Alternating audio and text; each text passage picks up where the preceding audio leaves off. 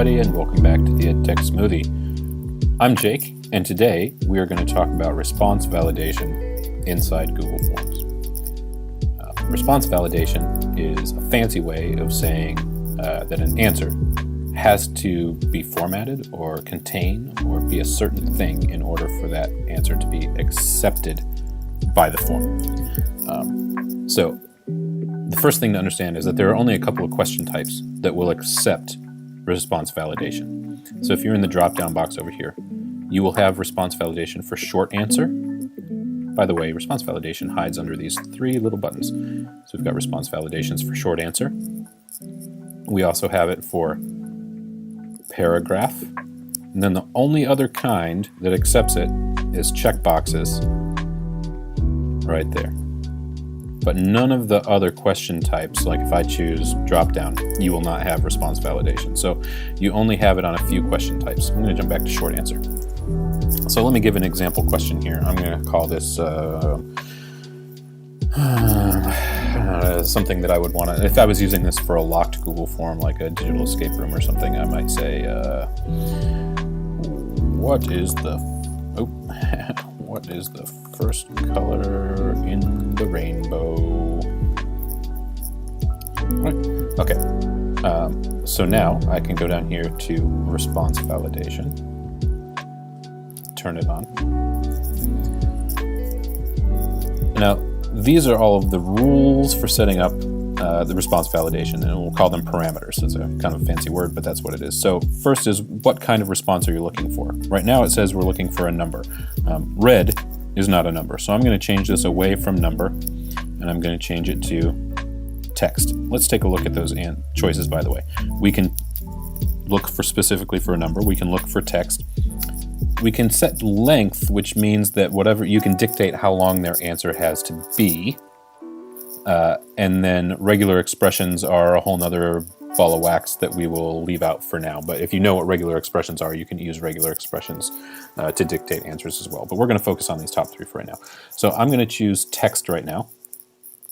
And then the next box is, how do you want to look for that text? And these are our options.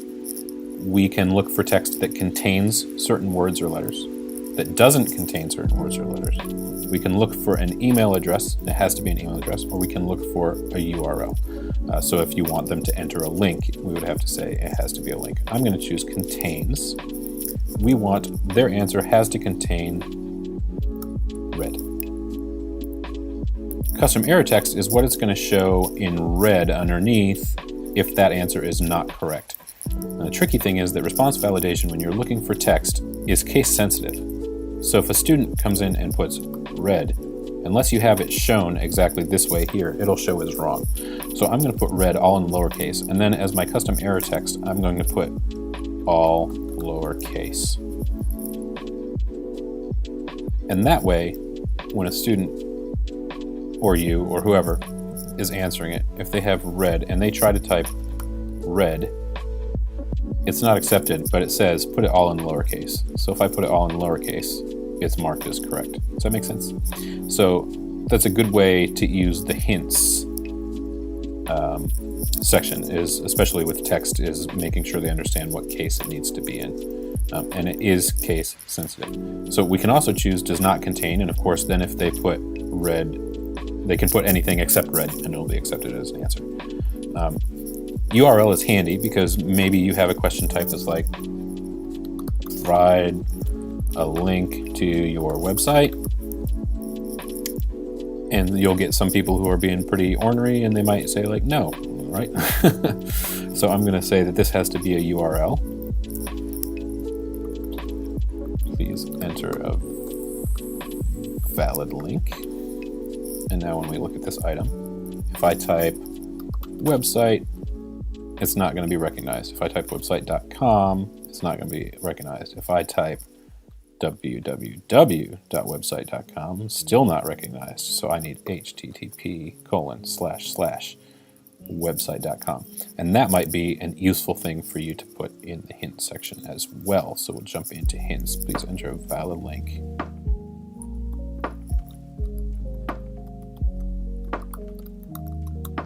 So that they know they have to format it like that.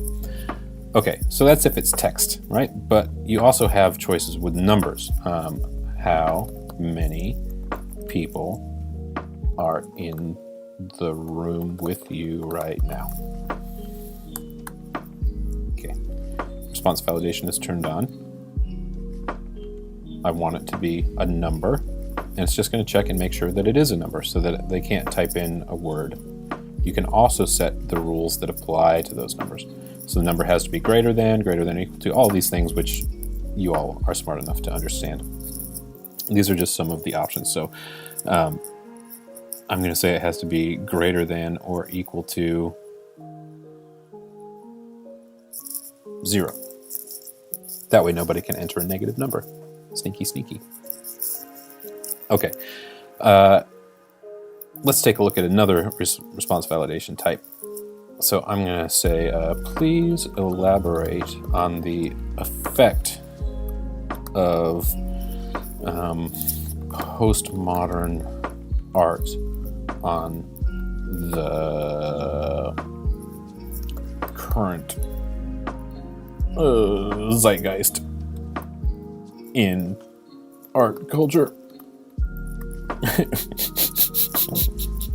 Yeah, let's go with that. Okay, it's gone to paragraph because this is going to be a long thing, right? I'm going to turn on response validation. And one of my favorite things with paragraph is it gives you length. Look at that. Minimum character count or maximum character count.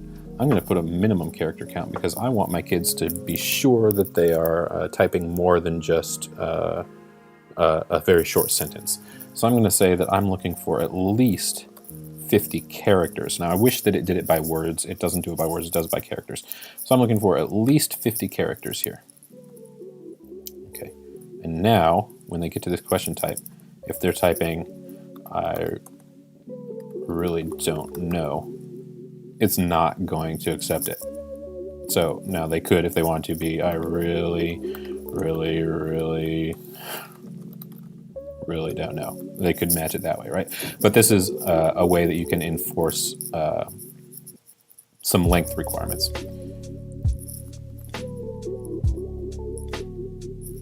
Okay, so that's the basics of response validation. The thing that you need to remember is that the response validation lives under the 3 dots in the right-hand corner of 3 question types: short answer, paragraph, and oh, I forgot to show you checkboxes. And checkboxes. What of the following vegetables have you eaten recently? I'm going to change this to checkboxes. And we'll put carrots, celery, broccoli, Brussels sprouts. And then the response validation type here is that you can tell how many they need to check.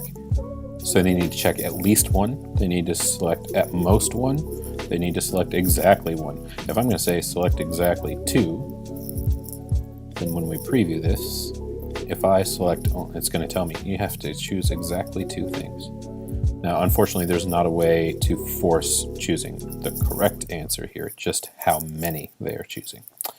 So anyway, so there we go. Now I can actually do the summary. So response validation lives in the menu under the 3 dots in the lower right-hand corner of your item. There it is. And it's there for 3 question types: for short answer, for paragraph, and for checkboxes. And when you get into response validation, you're going to set up the rule that you are looking for and how it's going to parse that rule. So anyway, that's response validation. Dig around with it. Get familiar. It's super handy, especially when you're doing things like digital lockboxes or Google Smashes. So if you have questions, feel free to reach out in the comments below or send me an email at edtechsmoothie@gmail.com, and I'll be happy to answer them for you. Click that subscribe button if you want to, right down there. It's down there somewhere. And you can get notified about when these videos come out and stuff. Anyway, till next time, cheers.